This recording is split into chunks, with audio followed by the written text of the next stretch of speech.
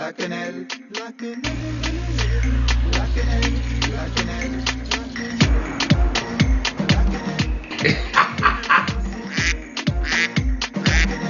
la quenelle, vas-y mets leur ça, c'est la quenelle sauce mafia. Vas-y mets leur ça, c'est la quenelle sauce mafia. Vas-y mets leur ça, c'est la quenelle sauce mafia. Vas-y mets leur ça, c'est la quenelle sauce mafia. Vas-y mets leur ça, c'est la quenelle sauce mafia. Vas-y mets leur ça, c'est la quenelle sauce mafia. Allez, après ça. Ah, c'est vrai que la quenelle sauce mafia, vous allez l'entendre tout l'été, hein, vous allez danser là-dessus. Alors vous allez danser à partir du 21 juin, c'est le bal des quenelles. Cette année, ça va être très très haut niveau, avec des invités prestigieux. Je vais pas tous les noter cette année, évidemment. Nicolas Anelka, selon ses disponibilités, est invité et sera là. Alors lui, évidemment, c'est la grande quenelle de l'année. Il y aura en première partie du rap, du zouk, chansons françaises. Bon, on a fait fort cette année, hein. Et même les pigeons sont contents. Enfin, ça devient un phénomène qui dépasse complètement le cadre d'ailleurs de la France, hein, et qui est aujourd'hui européen. C'est un problème européen, même mondial. Il y a le Washington Post qui est venu faire un truc hier soir sur la quenelle. Alors, le 26, ça sera par contre le nouveau spectacle, La Bête Immonde. Hein, c'est moi. Donc la Bête Immonde, j'ai été traité de Bête Immonde, vous le savez, par Philippe Tesson, Tété, ou Tata. Tata Philippe, une sorte de Jean Moulin, un petit peu sur un char de la Gay Pride, on ne sait pas trop ce que c'est, mais il est nerveux, il est remonté. Hein. Parce qu'il lui arrive, il a un problème, en tout cas, une descente d'organes, il en a fait à la télé, là. Puis il a un problème avec les négros, l'autre. Attends, calme-toi, Tété, oh. Interdire son spectacle, est-ce aujourd'hui la solution? Mais bien sûr, on le condamne à la prison. Voilà, la question, c'est la réponse que j'attendais depuis 10 minutes. C'est tout. Les extrémistes diront qu'on le condamne à mort, mais la peine de mort est abolie. Ce type nie que 6 millions de juifs ont été exterminés par Hitler. C'est un monstre, c'est un animal. Il n'a pas droit, même pas à notre parole. On l'enferme au nom de la loi Guesso, article 9. Et c'est tout. Donc là, ça va loin. Hein. Un animal et tout. Et il va même jusqu'à traiter le mec en face de révisionniste parce que ça lui plaît pas. Alors, regardez. C'est ça le crime fondamental, le crime ontologique de Dieudonné, c'est celui-là. C'est de dire que les juifs sont des menteurs, sont des imposteurs, et que 6 millions d'entre eux ne sont pas morts sous les coups du nazisme. Est-ce qu'il a dit ça? Alors, écoutez, est-ce qu'il a dit ça? S'il avait dit ça... Mais bien sûr, il a dit ça. C'est la seule chose. Avait dit ça, allez donc à la Main d'Or. Vous êtes allé au théâtre de la Main d'Or? Je n'y vais pas. Contrairement à vous, je n'y vais pas. Évidemment. Enfin, vous plaisantez. Je sais de quoi je parle. Je connais les écrits de Dieudonné. Je connais la parole. Je l'ai vu faire la quenelle. Enfin quoi? Je serais juif et une partie de ma famille aurait été exterminée. Je ne tiendrai certainement pas votre langage. Mais on n'a pas besoin d'être juif pour souffrir de la compassion. La preuve que si, puisque vous niez la réalité. Vous êtes vous-même révisionniste, ça vous est indifférent le génocide. Pas du tout, mais vous êtes fou, mais vous êtes complètement malade. Qu'est-ce que vous racontez? Vous dites des sottises. Mais non, mais vous me dites que je suis révisionniste. Mais c'est invraisemblable. Mais ferme-la. Ah lui, on va se retrouver devant les tribunaux. Puis moi j'ai envie de lui dire à Philippe Tesson, tu sais, derrière moi il y a tout un tas de gens, des Africains, des gens à la peau mate, qui sont vraiment choqués par ce que tu as dit. Hein. Parce que être traité comme un animal, être vu comme un animal, c'est quelque chose qui dans le temps a existé dans l'histoire. Hein. Et c'est pas tellement éloigné que ça, hein. 400 ans d'esclavage quand même. Hein. L'article du Code noir qui dit que l'homme noir est un objet. Les Africains, ils s'appellent Philippe Tesson. Regardez, écoutez bien ce qu'il a dit. C'est un monstre, c'est un animal. Et là, aucun problème. Là, le parquet poursuit pas. Bon, là, c'est avec moi qu'il va avoir affaire devant les juges. Je pense qu'on est de plus en plus nombreux à s'interroger sur ce qui se passe, parce que là, c'est quand même grave. D'ailleurs, en Afrique, il y a un député extraordinaire. Lui aussi, il s'interroge sur l'affaire Dieudonné parce qu'il y a des journalistes qui viennent lui donner une leçon de morale. Ils viennent lui dire, Léon, négro, écoute ce qu'on te dit, les droits de l'homme. Il dit, oui, mais enfin bon, parce que la liberté d'expression en France, vous avez quand même l'affaire Dieudonné, regardez ça. Il y a liberté d'expression ou pas de liberté, il y a liberté politique ou pas de liberté. Il n'y a pas d'absolu, puisque je peux vous citer des cas en France où nous pouvons avoir aussi à redire. Dieudonné, tout ça, est-ce qu'il est libre complètement? Donc, il y a toujours des limites, il y a toujours une certaine relativité dans les choses. Ah non, heureusement, il y a Internet, les choses bougent. Mais moi, c'est vrai que je dérouille. Il y a le juif LB aussi. Vous savez qu'il était très remonté, lui. Il avait joué le père d'Ilan Halimi dans ce navet. Bon, c'était atroce, le film qu'il a fait. Ils l'ont retiré, ils ont été obligés au bout d'une semaine. Et lui, il disait, il faut lui défoncer sa gueule en parlant de moi, regardez-le. Comment vous avez réagi au propos de Dieudonné? Le débat qui a divisé la société était pour moi inacceptable. En face, il y avait quelqu'un qui avait franchi la ligne rouge tellement fort, on ne doit pas se poser la question de se demander s'il faut ou pas agir, si on lui donne ou pas une rente médiatique. Il faut lui défoncer sa gueule. Lui défoncer sa gueule. Et là maintenant, ILB, il s'est mis directement dans c'est une sorte d'agence touristique d'Israël. Alors déjà, il était mauvais pour les films, mais on va lui dire, quand tu vois ce qu'il raconte, et regardez, t'as pas envie d'aller en Israël? Israël, c'est bien plus que ce que les médias nous en disent. Je viens ici depuis une vingtaine d'années et je continue à me faire surprendre par la richesse et la variété de ce pays en perpétuel mouvement. Ses habitants, sa manière de vivre, son histoire, tout est là pour vous séduire. Oh putain, non, faut rester calme. Moi, je suis menacé de tous les côtés, mais faut rester calme. Parce que c'est vrai que je suis insulté, je suis menacé de mort. Mais bon, faut que... Je dirais que c'est la patience. C'est vrai que, comme dirait mon directeur de publication, c'est sous sa responsabilité, mais c'est vrai qu'il le dit. Et, bon. Alors là, c'est comme Bruxelles. Bruxelles, l'attentat de Bruxelles, vous en souvenez là? Avec Minouche, là. Minouche, Mehdi Minouche. Et qu'aurait buté des juifs, enfin, on ne sait pas, d'ailleurs il y a une enquête, on ne sait pas exactement ce qui s'est passé. Est-ce que c'est un règlement de compte? Est-ce que c'est un suicide? Vol à l'arraché, on ne sait pas qui vole à neuf mains en bœuf, on ne sait pas. Et bon, tout de suite, ils m'ont mis ça sur le dos, regardez-le. On sait que le passage à l'acte est toujours précédé par la libération de la parole. Et nous avons depuis des années les patrons de l'antisémitisme francophone, que sont Alain Soral et Dieudonné, avec leur représentant local ici, le député antisémite Laurent Louis, eh bien, qui contaminent les esprits de certains de nos concitoyens. Donc il ne sait même pas ce qui s'est passé, ça peut très bien être une action du Mossad, puisque c'était 2 agents du Mossad qui se sont fait buter, c'est peut-être des agents saoudiens, on ne sait pas ce qui se passe, on n'en sait rien et ça tombe encore sur ma gueule.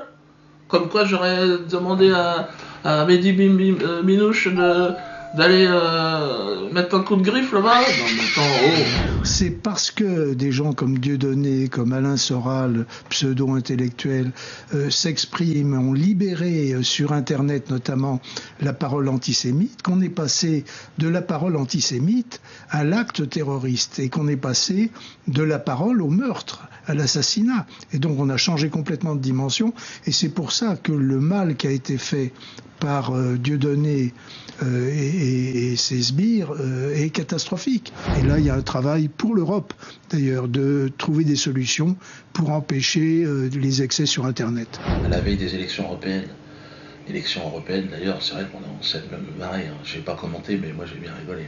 Ah, les résultats, ça ne m'a plu. La déculottée du Parti Socialiste de Valls. Le moment que nous vivons est un moment grave, très grave, pour la France et pour l'Europe. Oh, François la sens-tu qui se glisse dans ce ton cul. Je crois que lui, il la sent. Elle est douloureuse. On arrive à un niveau de degré d'impopularité. Franchement, Marc Dutroux se présenterait, il ferait mieux que François Hollande. J'en suis sûr. Lui, il est arrivé, plus personne n'en veut. Alors moi, bon, je m'en fous, j'ai pas voté, j'en ai rien à foutre.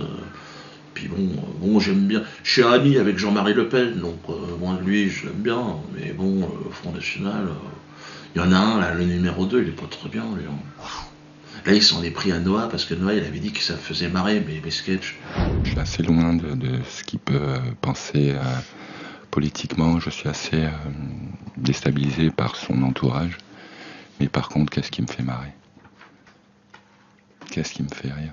Est-ce que Dieudonné est antisémite ou pas? Est-ce qu'Alain Soral est antisémite à ce moment-là, ou pas? pourquoi vous ne dites pas que Noah, ce matin, a soutenu Dieudonné en disant qu'il le faisait beaucoup rire? Et il rigole de quoi, Yannick Noah? Yannick Noah, non, il n'a pas tout à fait dit ça, Yannick Noah. Il a dit qu'il le faisait beaucoup rire. Non, il a dit que Dieudonné avait été son ami, que Dieudonné l'avait fait beaucoup rire et que désormais il ne le suivait pas dans ses délires et qu'il ne comprenait pas où en était Dieudonné aujourd'hui. Que Dieudonné avait été un humoriste qui l'avait fait rire. Qu'est-ce qui me fait marrer? Qu'est-ce qui me fait rire? Ouais, tu vois, Mais ça, c'est dingue, j'avais vu avec les Verts, à partir du moment où ils ont le pouvoir, parce que moi j'étais aux élections européennes à l'époque, j'avais soutenu les Verts, et en fait, dès qu'ils ont le pouvoir, ils deviennent odieux, les mecs. C'est les mêmes, en fait. Philippe Alliot ou un mec du PS ou de l'UMP, c'est exactement le même. Tu sens que ça va rien changer du tout. Puis s'en prendre à Noah, bon, c'est vrai que Noah, il aime pas le Front National, bon, c'est son truc. Hein. Puis Yannick Noah, il est dans la merde, parce qu'il est en plein promo de son album, là. Et les journalistes, ils l'emmerdent. Ouais, vous seriez l'ami de Dieudonné, parce qu'il y a une photo qui traîne sur Internet, j'y peux rien. Je sais pas moi qui l'ai mis, mais bon, on l'a retirée, nous, mais bon, elle passe pas tout. Bah, d'ailleurs, regardez-la. On peut la montrer, puisque de toute façon, tout le monde la montre, elle est dans tous les journaux maintenant.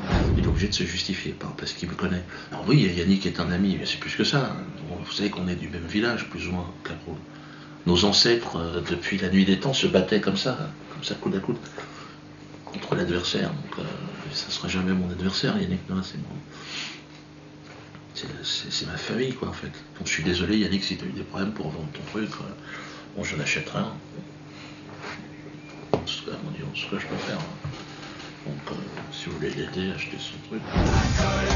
Ma colère n'est pas un fond, elle n'est pas nationale. Pour revenir à Minouche, c'est vrai que Minouche, parce qu'apparemment il a été recruté dans les prisons, c'est dans les prisons françaises apparemment, qui recrutent des délinquants, bon, les mecs qui font ce qu'ils peuvent quoi, pour bouffer, et puis après ils s'en vont en Syrie un peu partout pour se battre, ce serait ça, et là il y aura un reproche que ce serait à cause de l'islam, tout ça.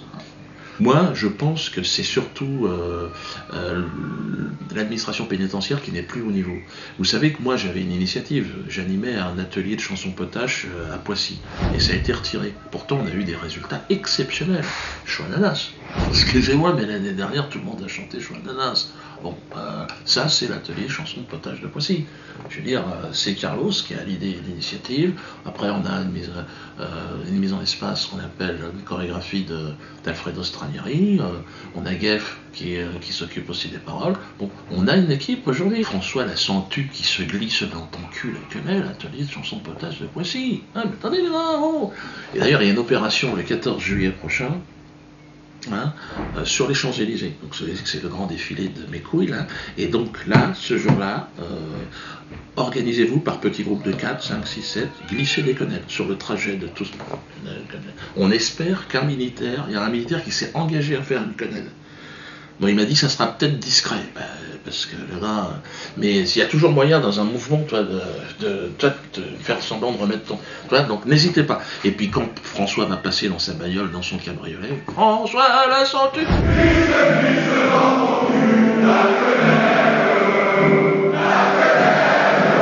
toute façon, c'est son dernier 14 juillet. Là, il fait plus de 2% des sondages. Franchement, là... D'ailleurs, avec l'atelier chanson potage, là, on est en train de préparer quelque chose, c'est extraordinaire. C'est magique. Une comédie musicale en 5 actes. Le titre, Le Père Noël n'a jamais existé. Et c'est avec, dans le rôle titre, Robert Faurisson. Là, ils en sont à la moitié de l'écriture, mais c'est bien, c'est le rôle. Alors évidemment que certaines mauvaises langues vont dire, oui, mais est-ce que ça aura un rapport avec les chambres à gaz ? Et là, je répondrai comme dirait mon directeur de publication.